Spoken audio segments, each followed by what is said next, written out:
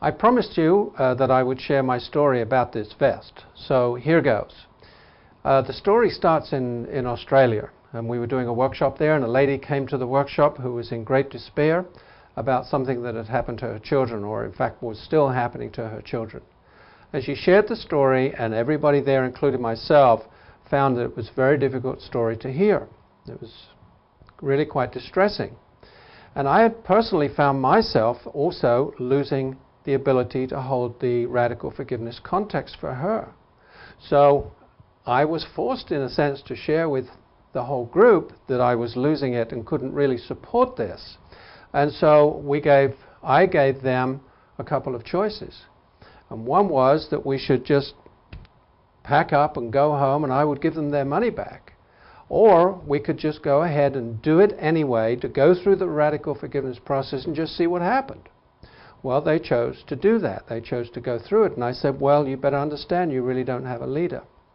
So we went through the whole process of radical forgiveness as we would normally do it, doing all the processes.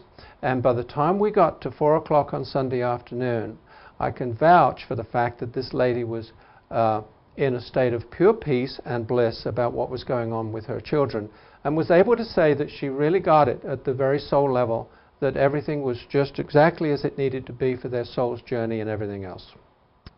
This proved to me two things. First of all, how easily I can lose the context of radical forgiveness, and secondly, and much more importantly, that if we just do it, it works anyway. No belief is required. We don't have to understand anything.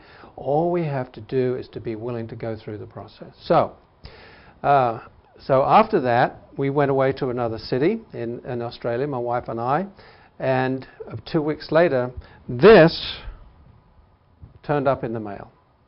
The lady had made it that night.